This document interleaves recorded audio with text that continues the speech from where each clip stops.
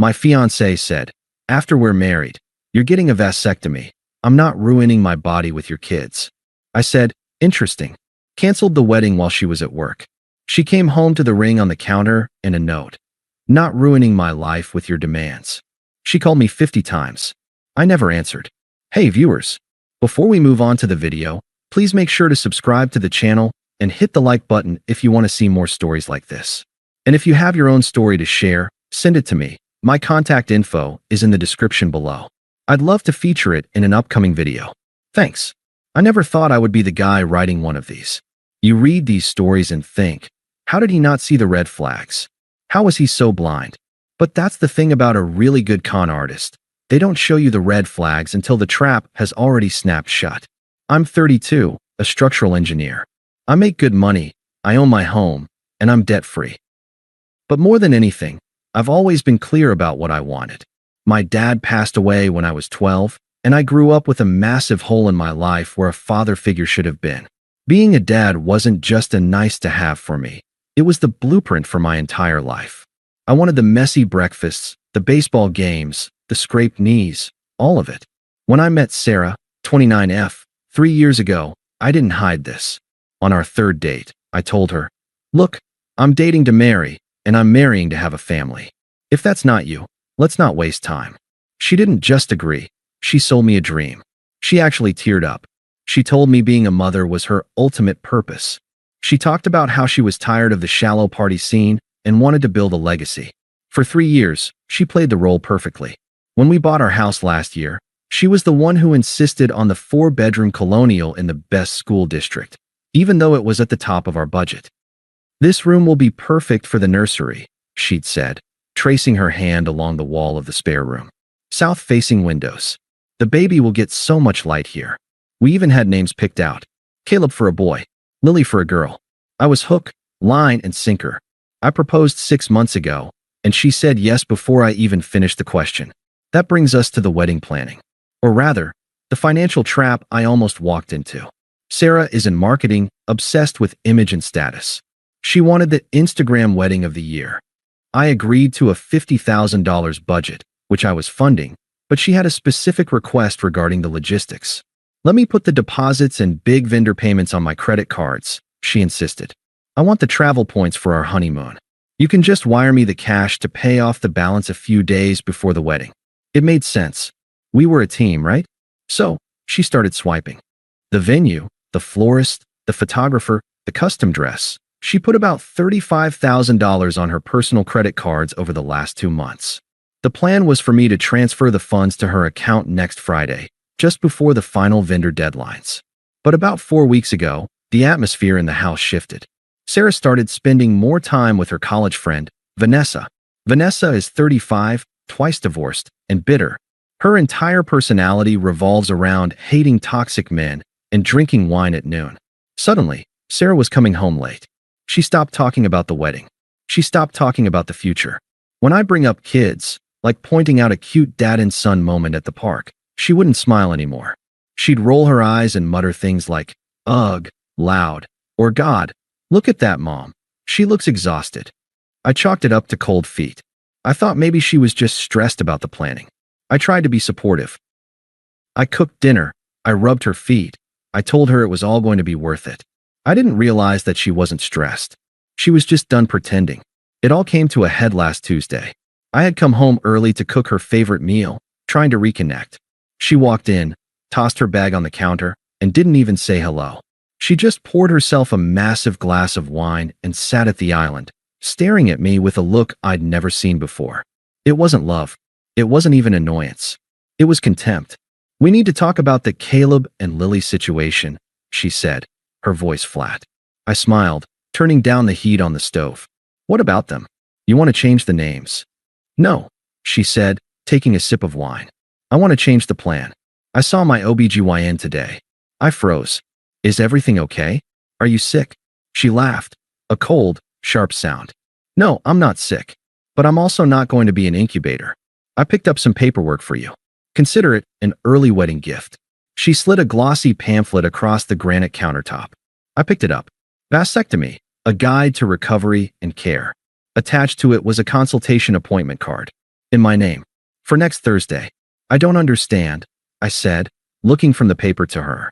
It's simple, she said, checking her nails. I'm not ruining my body for your ego. I'm not getting stretch marks. I'm not losing my career momentum. And I'm certainly not spending my 30s changing diapers. If you want to marry me, you're getting snipped. Next week. I stared at her. The woman who had cried about her ultimate purpose 3 years ago was gone. In her place was a stranger who thought she had me trapped. You're joking, I whispered.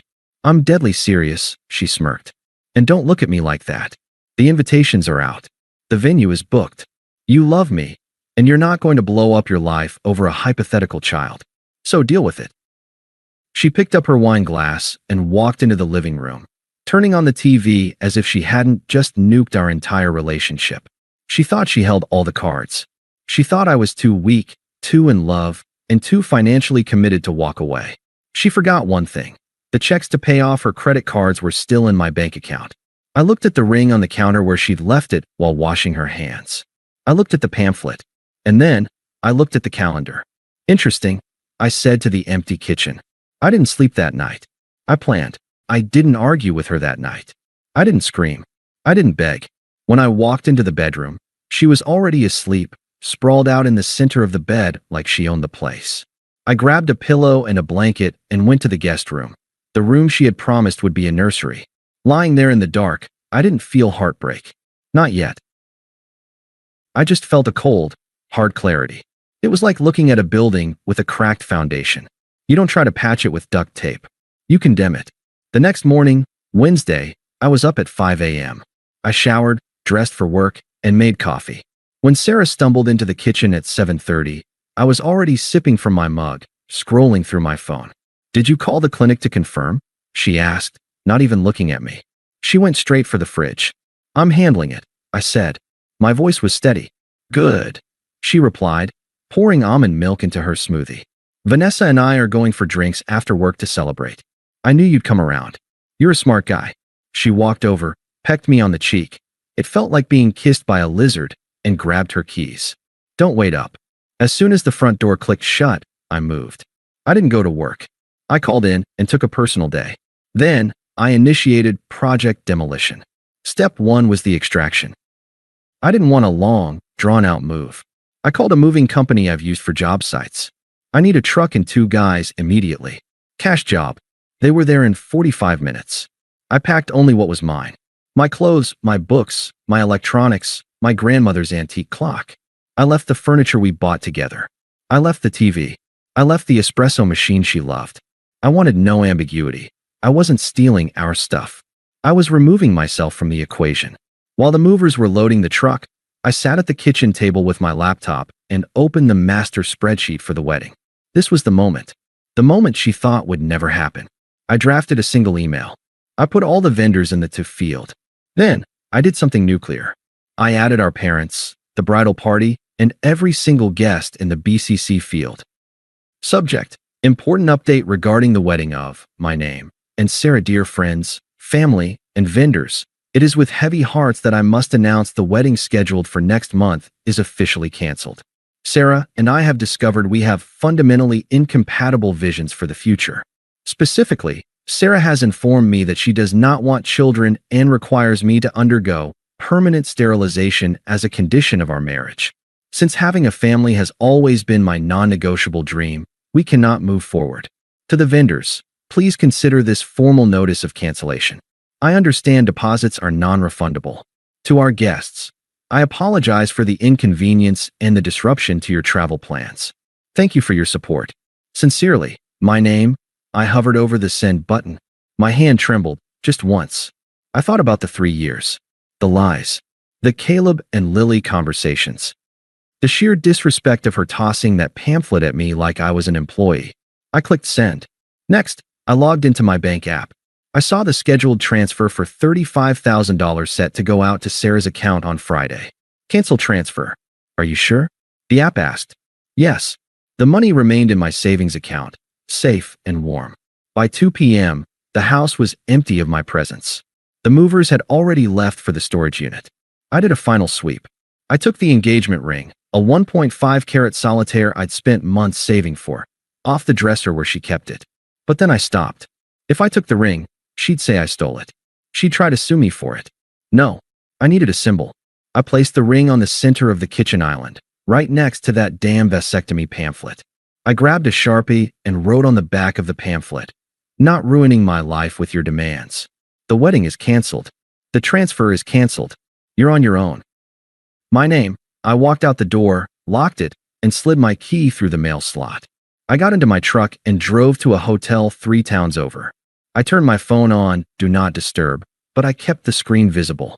At 5:15 p.m., the first text came through. It wasn't from Sarah. It was from her mom. "Mom, Sarah, what is going on? Is this a joke? Sarah is hysterical." Then, at 5:30 p.m., Sarah must have gotten home. My phone lit up.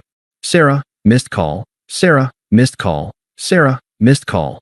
Then the text started rolling in. "Sarah, where are you? Sarah, why is the house empty? Sarah, you emailed everyone. Are you insane? Sarah, pick up the phone right now." I watched the notifications stack up like a high score in a video game. 10 calls, 20 calls, 30 calls.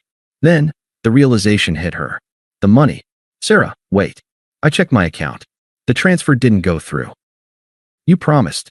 "Sarah, I have $35,000 on my cards. The interest rates are insane. You can't do this. Sarah, this is financial abuse. I'm calling the police." I took a sip of the bourbon I'd poured myself. Financial abuse? No. Financial abuse is tricking someone into funding a life you never intended to live with them. This was just a return to sender. I didn't block her yet. I wanted to see the shift. I wanted to see the moment she realized that this safe, boring guy she thought she could bully had just demolished her world without raising his voice. At 8 p.m., the tone changed. "Sarah, baby, please. I'm sorry. I was just scared. I was stressed. We can talk about this. I didn't mean it about the surgery. Please come home. Sarah, I love you. Don't throw away 3 years over a fight. Sarah, Vanessa told me to be tough. It was her idea. She said if I was firm, you'd agree. I want kids. I do. Just come back." I laughed out loud in the empty hotel room. Blaming Vanessa. Classic. I typed one response. I didn't send it to Sarah. I sent it to the group chat that included her parents, and my mom. "I am safe. The decision is final.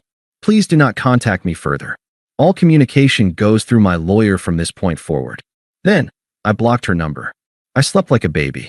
The kind of baby she never wanted to have. The weeks following my departure were a masterclass in the difference between noise and signal. Sarah was noise. I was signal. For the first 3 days, the flying monkeys attacked. Sarah's bridesmaids, her aunt, and even that toxic friend Vanessa tried to blow up my phone. They left voicemails calling me a coward, a narcissist, and a man-child who couldn't handle an independent woman. I didn't engage. I didn't argue. I simply forwarded every voicemail and text to my lawyer. Yes, I hired a lawyer immediately. Not for a divorce, since we weren't married yet, but to protect my assets. I knew Sarah would come for the money. And she did. 2 weeks after I left, I received a demand letter from a strip mall attorney she'd hired. They were threatening to sue me for a breach of promise and demanding I pay the $38,000 credit card debt she had accrued for the wedding, plus emotional distress. My lawyer, a shark named Harrison, actually laughed when he read it. She put the debt on her personal cards to get the points, Harrison explained to me, leaning back in his chair. Legally, those are her debts. Unless there is a written contract stating you agreed to assume that specific liability, she's out of luck. And since the wedding, the consideration for the contract didn't happen because she tried to alter the terms of the marriage with a surprise medical procedure. Yeah, she has no case. We sent a response letter that essentially said, "Go ahead and sue. We will countersue for the return of the engagement ring and legal fees, and we will depose Vanessa regarding the conspiracy to coerce a medical procedure." They went silent. The social fallout was just as brutal for her.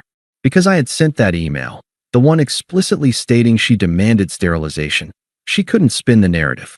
She couldn't play the "he left me at the altar" victim card without someone asking, "Yeah, but didn't you try to force him to get a vasectomy?"